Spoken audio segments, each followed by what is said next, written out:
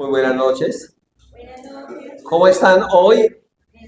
Último miércoles de este mes de julio. Saludamos a las personas que se conectan a través de nuestro canal de YouTube, que nos siguen.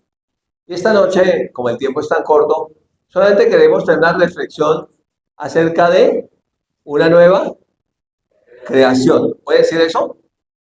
Diga, soy una nueva creación en Cristo Jesús. Amén. Vamos a hablar un poquito acerca del nuevo nacimiento. El nuevo nacimiento. En el capítulo 3 de la carta a los Gálatas, miren, si nos pudiéramos imaginar una línea de tiempo, aquí le coloqué mucha gente. Entonces, sí, desde Abraham, que se conoce como el padre de la fe, hasta Jesús, allá donde está la cruz, son 2000 años. Desde Jesús hasta nosotros son 2000 años también, más o menos, ¿cierto? O sea que estamos hablando de una línea de tiempo más o menos de 4000 años, y el apóstol Pablo es, por el Espíritu Santo, el que está hablando que si nosotros estamos en Cristo somos el linaje de Abraham, ¿cierto? En el capítulo 3. Entonces vamos a ir sin más preámbulos, vamos a ver 3 versos de ese texto. Usted puede leer todo el capítulo en su casa, pero aquí vamos a mirar por tiempo solo 3 versos. Dice Gálatas 3:13. ¿Quiere leerlo conmigo, por favor? Dice, Cristo nos redimió de la maldición de la ley. Hecho por nosotros, maldición, porque escrito está, maldito todo aquel que es colgado en un madero. Era la peor pena de muerte que existía en el primer siglo. La muerte en una cruz. Los peores reos morían, eran malditos. ¿Sí? Verso 14 dice, ¿con qué propósito? Para que en Cristo Jesús la bendición de Abraham alcanzara a los gentiles, a los que no son judíos, ¿cierto? A fin de que por la fe recibiéramos la promesa del Espíritu. Y ese Espíritu está con E mayúscula, está dando del Espíritu Santo. Saltemos por allá. Bueno, vamos a subrayar algunas frases. Entonces, primer hecho, ¿qué hizo Cristo? Nos redimió de la maldición de la ley. Esto va a conocer la ley para ver cuál era la maldición, ¿cierto? ¿Cómo lo hizo? Se hizo por nosotros maldición, o sea, hubo un intercambio divino, Él se puso en nuestro lugar, ¿cierto? Quien debía haber ido a la cruz éramos nosotros, pero Él fue en nuestro lugar. Otra frase, ¿para qué lo hizo? ¿Con qué propósito? Para que en Cristo Jesús, la bendición de un Señor que estaba por allá 2000 años antes de Jesús, se llama Abraham, nos alcanzara a nosotros, que estamos ahora en nuestra generación 2000 años después de Jesús. Eso es una bendición que trasciende los siglos, los milenios, las edades, ¿cierto? La bendición de Abraham. Ok, con el propósito o el fin, ¿cierto? Que por la fe, nosotros somos gente de fe, ¿cierto? Recibiéramos la promesa del Espíritu Santo. Vamos a ver qué es ese propósito. Nosotros vivimos por fe, ¿cierto? Y por fe recibimos todo lo que Dios tiene para nosotros. Y lo que hemos recibido es la promesa del Espíritu Santo, ¿cierto? El Espíritu Santo. Vayamos al verso 29. Ese es el último verso del pasaje. El último verso del pasaje, el 29. Y dice, y si nosotros somos de Cristo, ¿usted es de Cristo? Si nosotros somos de Cristo, ¿qué dice el texto? Ciertamente, o en verdad, linaje de Abraham somos, y aún más, y herederos según la promesa. Interesante, ¿no? A mí me gusta mucho cuando yo leo en el Antiguo Testamento, en el libro del Génesis, la vida de Abraham. Y yo encuentro en Abraham un personaje muy, pero muy especial. Que en ese tiempo, 2000 años antes de Cristo, era tan bendecido que él solo, con sus siervos, enfrentaba naciones y les ganaba guerras. Las naciones le temían a este hombre, que era tan bendecido que los reyes temían enfrentarse a él. De hecho, cuando él volvió de la guerra de los reyes, ¿se ha leído en Génesis? Cuando él volvió de la guerra de los reyes, ¿cierto? Entonces salió un rey a encontrarse con él. ¿Se acuerdan del rey? Melquisedec, ¿cierto? y entonces le dio pan y vino y Abraham le entregó los diezmos del botín. ¿Recuerdan? Entonces, ¿quién había ganado la guerra? Abraham contra varios reyes. Eso es impresionante. Así que entonces, cuando hablamos de la maldición de la ley, aquí arriba dice el mandamiento y la caída, la ley y las maldiciones. Cuando hablamos del mandamiento, en el Génesis, cuando el ser humano está en el jardín del Edén, ¿cuántos mandamientos le dio Dios? Uno, ¿cierto? De este árbol no puede comer, de resto puede comer de todos. Un mandamiento. Entonces, había un mandamiento y había una advertencia, la caída. Y luego viene la ley. Viene después más mandamientos, ¿cierto? Y esa ley advertía sobre unas bendiciones y maldiciones, pero ahorita vamos a hablar un poquitico del lado de las maldiciones, ¿cierto? Así que entonces, si se desobedecía el mandamiento y se desobedecía la ley, había un triple castigo, un castigo triple. Primera parte del castigo, la muerte espiritual, separados eternamente de Dios, ¿cierto? Ese era por incumplir el mandamiento del Génesis, ¿sí? Y luego viene la ley de Moisés, y si se incumplía, había una consecuencia de esa maldición, de ese castigo, y eran muchas enfermedades. Y hacerle una lista de Deuteronomio 28, y dice, y todas las demás enfermedades que no están escritas en este libro. O sea, una cantidad de enfermedades. Y lo tercero que viene es ruina económicamente hablando. La persona no era pobre, estaba arruinada, ¿cierto? En todo lo que hacía le iba mal. Ok, eso lo encontramos en el Pentateuco. Esa palabra Pentateuco es grupo de 5 y son los primeros 5 libros de la Biblia. Génesis, ¿cierto? Éxodo, Levítico, Números y Deuteronomio. Ahí está registrada esa maldición. Ok. Entonces había una advertencia sobre la muerte espiritual. Está en Génesis 3, 2, 16 al 17. Está el mandamiento, ¿cierto? Dice, y mandó, no le sugirió, ¿cierto? No sugirió, mandó Dios al hombre diciendo, de todo árbol del huerto puedes comer, mas del árbol de la ciencia, del bien y del mal, no comerás, porque el día que comas, ciertamente morirás. El texto original dice, muriendo, morirás. Entonces venía la primera consecuencia de quebrantar la ley, que era la muerte espiritual, y entrando en la muerte espiritual, eventualmente vendría la muerte física también. Muriendo espiritualmente, moriría físicamente. ¿Y qué pasó? ¿Qué creen que hicieron? Lo que no había que hacer, ¿cierto? Y entonces se acuerdan que el domingo vimos, divide y vencerás, y ya sabemos de dónde viene ese lema. Si usted no vio la enseñanza del domingo, ahí está colgado en el canal de YouTube. El video se llama, ¿cómo se llama? Alguien que me salve la patria. El plan original de Dios. Bien, el plan original de Dios. Entonces ahí está, y ahí usted puede ver más detalles, de pronto para entender un poco más de lo que estamos hablando aquí, porque lo vamos a hablar en detalle. Así que entonces vino la muerte espiritual. Primero estaba la advertencia, luego vino la muerte. ¿Y cuál fue la muerte espiritual? Génesis 3, 23 y 24. Y lo sacó Jehová del huerto del Edén para que labrase la tierra de donde fue tomado. ¿Sí ve que sigue la tarea de ser labrador? Antes de la caída y después, ¿cierto? Pero aquí estamos hablando de la muerte espiritual. Echó pues fuera al hombre y puso al oriente del huerto de Edén querubines y una espada encendida que se revolvía por todos lados para guardar el camino del árbol de la vida. ¿Se acuerdan que habíamos 2 árboles? Tomaron malas decisiones, ¿no? Debían de haber comido el árbol de la vida y comieron, fue el que estaba prohibido. Porque el árbol de la vida estaba incluido en los que podían comer. De todo árbol del huerto podían comer y ahí estaba el árbol de la vida. ¿Cierto? Ok. Entonces, luego viene la advertencia de las maldiciones. Ya mueren espiritualmente y la advertencia de las maldiciones. Un texto que encontramos en Proverbios 26:2 dice, como el gorrión en su hogar y como la golondrina en su vuelo, así la maldición nunca vendrá sin causa. O sea que la maldición viene por algo, ¿cierto? Algo que uno hizo causó que viniera maldición. Y en Génesis 28, están las bendiciones primero, luego aparecen todas las maldiciones y está la advertencia en el verso 15. Del 1 al 14 están todas las bendiciones si obedeciera la palabra, se lo puede leer en su casa, pero aquí aparecen las maldiciones y está la advertencia del verso 15, dice, pero acontecerá que si no oyeres la voz de Jehová tu Dios, ¿para qué?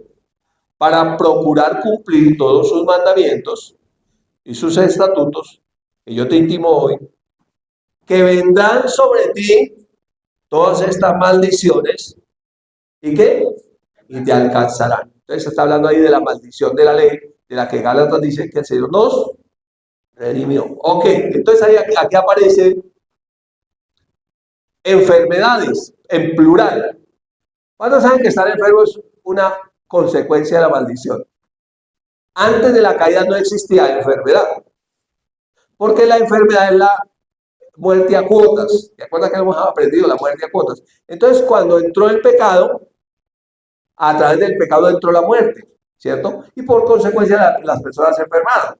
Entonces dice aquí, Jehová traerá sobre ti mortandad hasta que te consuma de la tierra a la cual entras para tomar posesión de ella. Jehová te dirá de tisis, un tipo de enfermedad, ¿cierto? Tisis. La persona que está tísicamente enferma, tisis, dice acá, de fiebre, de inflamación, de ardor, con sequía, con calamidad repentina y con añublo, y te perseguirán hasta que perezcas. Y usted puede seguir leyendo el texto y aparece una cantidad de enfermedades y aparece, y luego la lista sigue porque dice, y todas las demás enfermedades que no están escritas en este libro. Entonces, segunda consecuencia de la maldición son las enfermedades. Mire, la enfermedad nunca viene de parte de Dios. Hay gente que es cristiana y dice, ay, es que Dios mandó ese cáncer para probarme. Nunca, nunca, lea la Biblia, nunca. ¿Sabe por qué? Sencillo, Dios del cielo no tiene enfermedad. Dice que ni siquiera lágrimas, ni dolor, ni nada de eso del cielo. ¿De dónde viene la enfermedad? Cuando uno lee el Nuevo Testamento, uno encuentra en Hechos 10:38 que cómo Dios ungió con el Espíritu Santo y con poder a Jesús de Nazaret, y cómo Jesús anduvo haciendo bienes, no males, y sanando a todos los oprimidos por el diablo. No estuvo enfermando a nadie. Entonces, cuando uno encuentra y dice que él estuvo sanando a todos los oprimidos por el diablo, uno entiende que la enfermedad, la fuente de la enfermedad es el diablo. La consecuencia de la enfermedad es desobedecer a Dios. Es por la caída, ¿cierto? Así que entonces, esta es la segunda parte de la maldición, enfermedades físicas. Y cuando Jesús estuvo en la tierra, él vino a hacer la voluntad del Padre. Dijo, yo no vine a hacer mi voluntad, sino la voluntad de mi Padre. Y cuando encontraba un enfermo, ¿qué hacía Jesús? Pues lo sanaba. Esa es la voluntad del Padre, que seamos sanos. De hecho, unos leprosos le preguntaban, Señor, si quieres, puedes sanarme. Y él dijo, quiero, sé limpio, y lo sanó. Entonces, siempre Jesús manifiesta la voluntad de Dios, y la voluntad de Dios es nuestra sanidad, nunca nuestra enfermedad, nunca.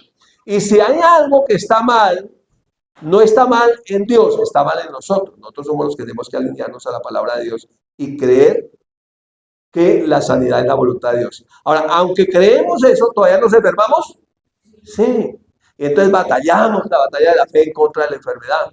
Nosotros luchamos en contra de la enfermedad todo el tiempo mientras estemos en este cuerpo corruptible, que todavía este cuerpo no ha sido redimido. ¿Listo? Todavía este cuerpo no ha sido redimido. Fuimos redimidos de la maldición. Debo creer por la bendición ahora. Amén.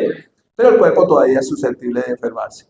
Listo. Y la tercera parte, la ruina económica. Deuteronomio 28, 16, 17. Maldito serás tú en la ciudad, sea para la ciudad, le iba mal. Y maldito en el campo, eso como que no le prosperaba nada.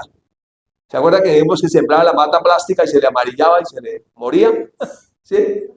Maldita tu canasta y tu artesa de amasar.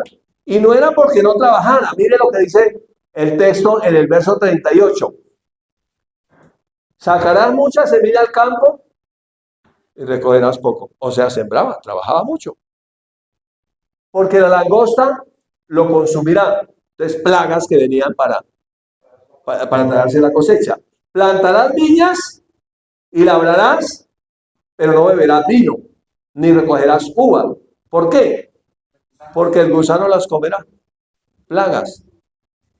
Tendrás olivos en todo tu territorio, mas no te ungirás con el aceite, porque la aceituna se caerá antes de echarse, se caía. O sea, todo lo que hacía le iba mal. ¿Sí? Así como cuando uno saluda a la gente y dice, ¿cómo le digo? Así como cuando usted era pobre, jodidos pero contentos, maldito. Ahora, si ya estás en Cristo, ya fuiste redimido. Pero hay que creerlo. Porque si todavía la gente está diciendo, no, es que la maldición me persigue y es que como yo soy cristiano, entonces... No. Si usted está en Cristo, usted es bendito. Léanse Efesios 1:3. Bendito sea el Dios y Padre de nuestro Señor Jesucristo, que nos bendijo con toda bendición espiritual en los lugares celestiales en Cristo. Si usted está en Cristo, usted es bendito. No es maldito, es bendito. Que hay un proceso que vivir para que la bendición se manifieste, sí. ¿Qué proceso? Mientras nosotros empezamos a entender la palabra. Porque en tanto que el heredero es niño, es como un esclavo. Está ahí bajo cuidado y todavía no ha entendido lo que ha recibido.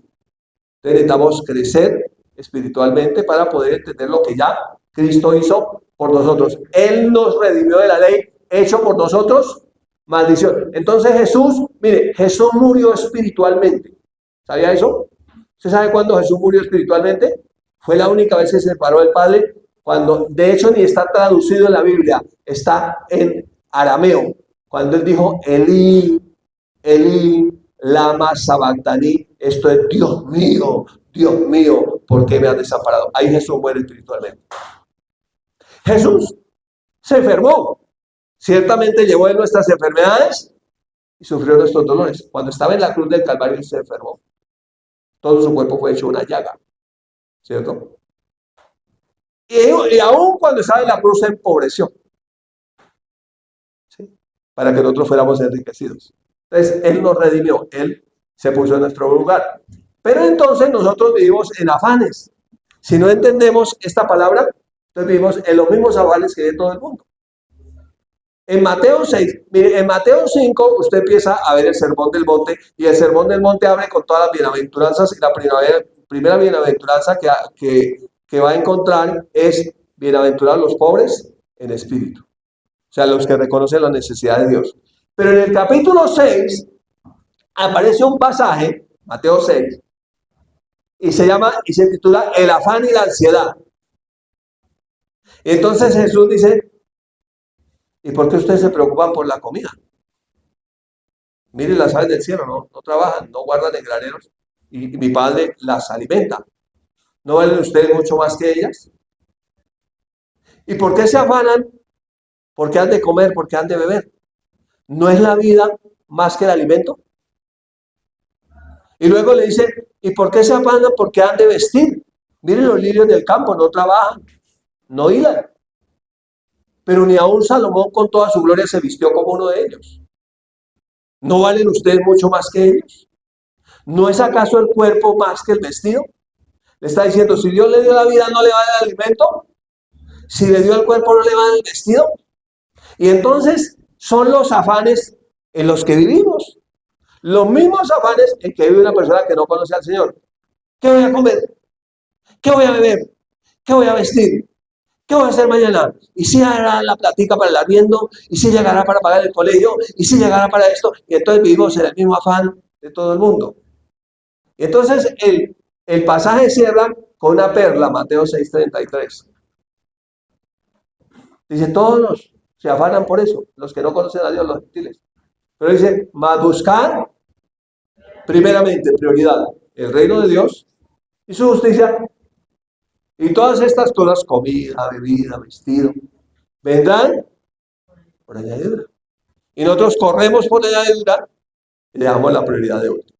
¿Sí? Entonces, vivimos con los afanes de esta vida. Entonces, cuando nosotros observamos, recuerda que el domingo hablamos un poquito de la imagen, y vimos que en el jardín del Edén de la caída, no solamente se perdió la comunión con Dios, no solamente se perdió el Edén, no solamente se perdió la comunión entre el hombre y la mujer, no solamente se perdieron las bendiciones, sino que se perdió la imagen. ¿Se acuerdan que lo dijimos?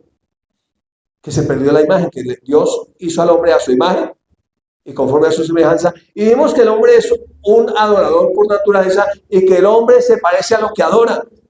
Y al empezar el hombre a adorar de alguna manera, el diablo empezó a parecerse ¿a quién? Al diablo, y perdió la imagen de Dios.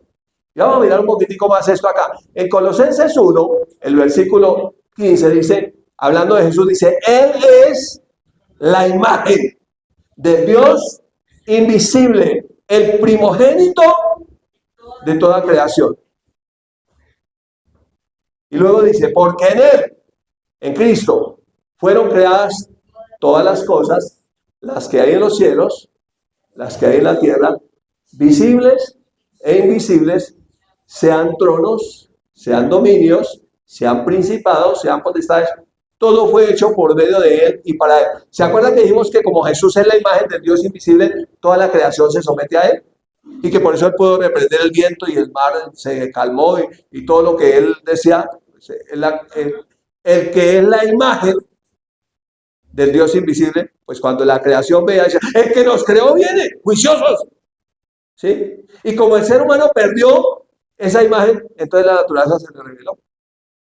Y ya no se sometió al ser humano, porque el ser humano hipotecó, entregó, cedió el planeta Tierra, pero también perdió su imagen cuando cayó, ¿cierto?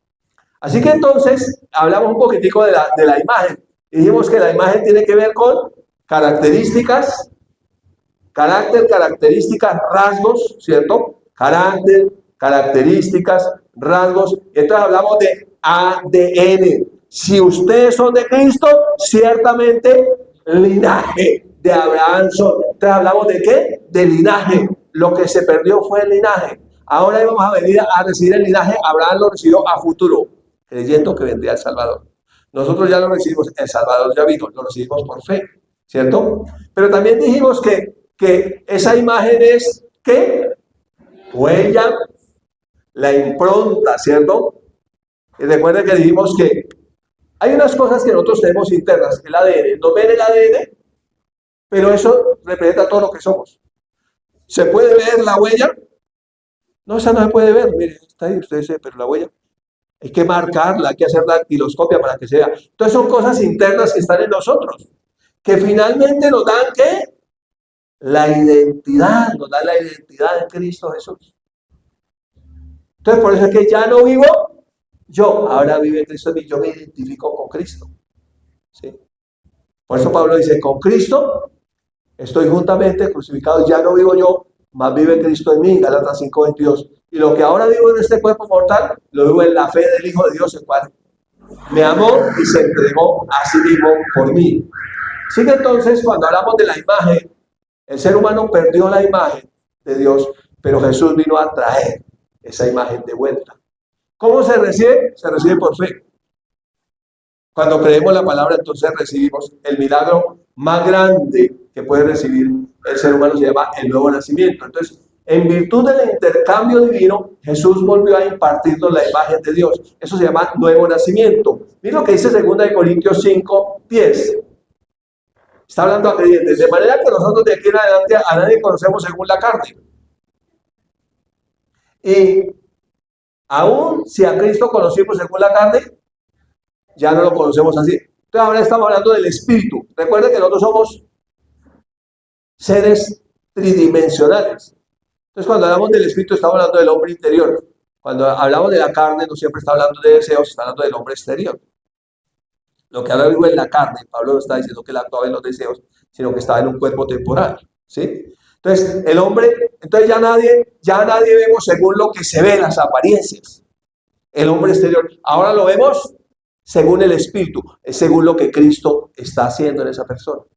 Cuando nació de nuevo empezamos a ver que Cristo comenzó a trabajar. Y luego viene una perla que es el versículo 17. De modo que si alguno está en Cristo, nueva criatura es. Las cosas viejas pasaron de aquí, todas son hechas nuevas. Eso es una nueva creación.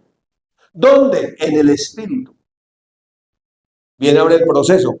Cambiar la manera de pensar por la palabra, entender quién soy en Cristo, empezar a identificarme con Cristo. Eso se llama la salvación del alma o la santificación, un proceso. Y luego vendrá la redención del cuerpo. Si dormimos en Cristo, el cuerpo, y de allí el Señor levantará un cuerpo glorificado. Entonces tenemos el sello, las arras del Espíritu en nuestro interior. Una nueva creación, un nuevo espíritu. Un espíritu que ahora tiene comunión con Dios y que tiene comunión con los que tienen comunión con Dios. Y si no tiene comunión con Dios, se alejan de nosotros. Los que no son de Dios, entonces no tienen comunión con nosotros, se alejan de nosotros. Esos angélicos, gente de las raras, no. No hay comunión, ¿cierto? Ninguna comunión hay entre la luz y las tinieblas. Entonces, en virtud del nuevo nacimiento, nos fue impartida nuevamente la imagen de Dios. ¿En qué parte de nuestro ser? En el espíritu, en el hombre interior. Fue como las arras, el primer pago. Se cumplirá la redención completa cuando Cristo levante un cuerpo glorificado, semejante al de él, ¿cierto? Se cumplirá la redención completa. Ok. Entonces, nos fue impartido ¿qué? El carácter de Dios. ¿En dónde? En el espíritu. Hay que dejarlo salir. ¿Listo? ¿Qué más nos fue impartido? Sus características, ¿cierto? El adorar a Dios, el amar, el vivir por fe, sus rangos, ¿cierto? Su huella, su impronta, lo que nos da una nueva identidad. Y si ustedes son de Cristo, ciertamente el linaje de Abraham son. O son hijos de Abraham. ¿También ha leído eso? Son hijos de Abraham. ¿Cómo? ¿Somos hijos de Dios o hijos de Abraham? Sí, es que Abraham también amaba al Padre y también es hijo de Dios. Y fue el primer creyente, ¿cierto? El primer creyente. Entonces, está hablando de una nueva identidad, una nueva naturaleza que ahora nosotros tenemos en Cristo Jesús.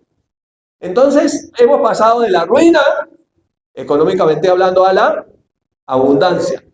Hemos sido enriquecidos espiritualmente. Mira lo que dice 2 Corintios 8:9. ¿Quieren leerlo conmigo? Porque ya conocéis la gracia de nuestro Señor Jesucristo, que por amor a nosotros se hizo pobre. ¿Cuándo se hizo pobre Jesús? En la cruz. Fue desposeído de todo. ¿Para qué lo hizo? Siendo rico, ¿para qué lo hizo? Para que nosotros, con su pobreza, fuéramos enriquecidos. Entonces, si usted está en Cristo, usted no es pobre. Usted fue enriquecido espiritualmente. Habrá que ver un proceso, ¿cierto? Para que aquí en la tierra se manifiesten todas esas riquezas que el Señor nos ha dado. Me gustaba una clase en Rema que decía, el Señor tiene una inmensa bodega llena de bendiciones en el cielo. Y son para usted aquí en la tierra. ¿Y cómo era cuando llegue al cielo? Le diga, vea, su bodega estaba llena, usted no usó nada de lo que necesitaba en la tierra. Porque en el cielo ya no hay necesidad de nada. Todas esas cosas las tiene Dios para nosotros en la tierra. ¿Cuántos son padres? ¿Usted quiere buenas cosas para sus hijos? ¿Usted cree que Dios, que es un padre por excelencia, no quiere lo mejor para nosotros? Pero necesitamos alinear nuestra mente con la palabra de Dios, nuestro espíritu con el espíritu de Dios. Y creer que lo que Cristo hizo fue algo muy grande. Amén. Creer que lo que Cristo hizo fue algo muy grande. Terminamos con esta escritura. Recuerda que habíamos quedado en 1 Corintios 15. Vamos a seguir desde ahí donde quedamos el domingo para hablar de la redención del cuerpo. ¿Se acuerdan que hablamos del primer Adán y el postrer Adán? Dice, mas lo espiritual no es primero, sino lo animal y luego lo espiritual.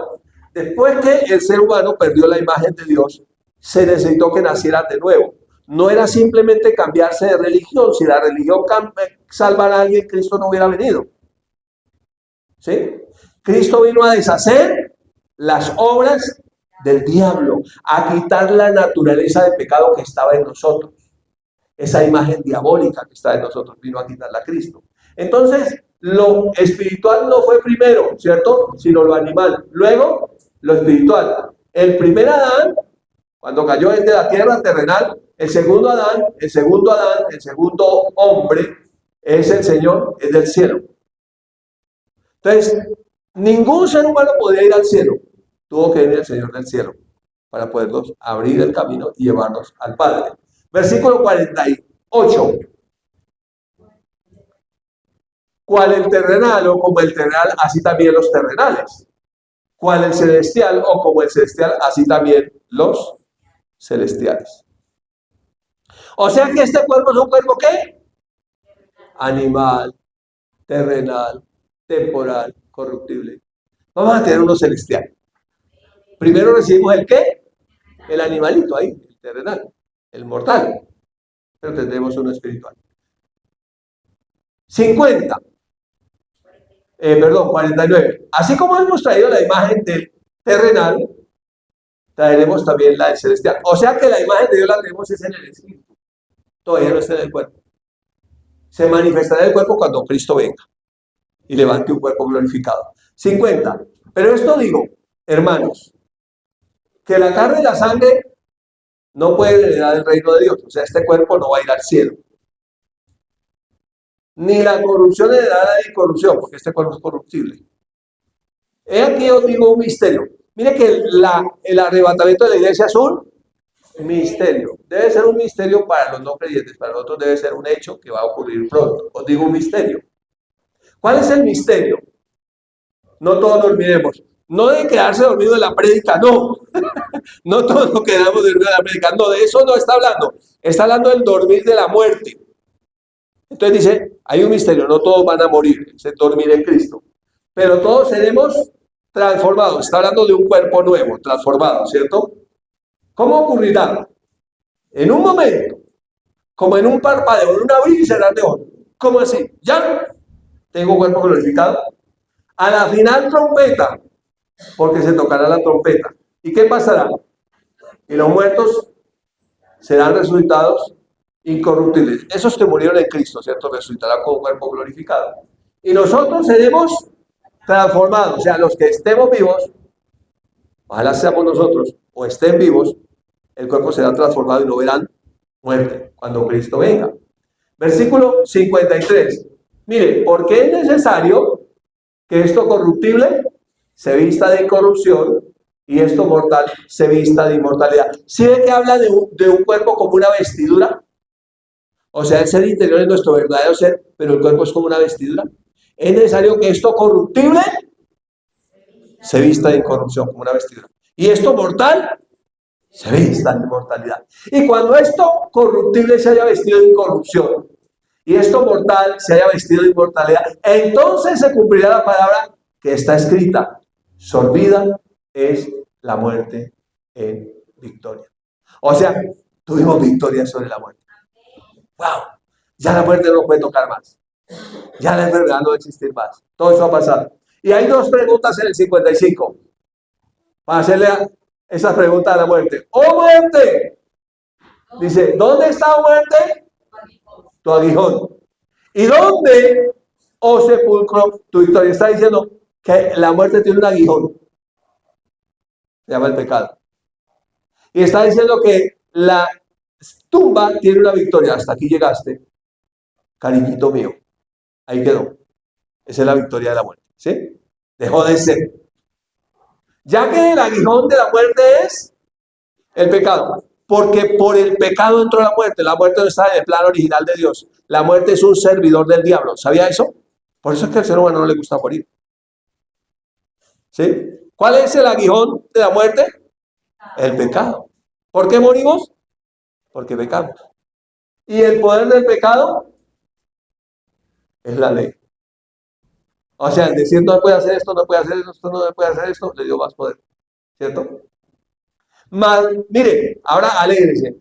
Más gracias sean dadas a Dios que nos da la victoria por medio de nuestro Señor Jesucristo. O sea, tenemos victoria sobre el pecado y sobre la muerte gracias a Cristo. Y lo veremos cuando recibamos el cuerpo glorificado. Termina siendo una exhortación a los creyentes, a todos nosotros. Leamos esa exhortación que es para todos nosotros. Así que, hermanos míos amados, estén firmes y constantes, creciendo en la obra del Señor, cuando siempre sabiendo que nuestro trabajo en el Señor no es en vano, porque vamos a recibir un premio eterno, un cuerpo glorificado eterno, una victoria eterna. Se llama eso una nueva creación, una nueva creación. El milagro más grande que puede recibir un ser humano sobre la tierra. Pasar de muerte a vida. Pasar de ser enemigo de Dios a ser hijo de Dios. Pasar de no ser linaje ahora ser un linaje escogido por Dios. Amén. Te bendigo esta noche con esa palabra en el nombre de Jesús.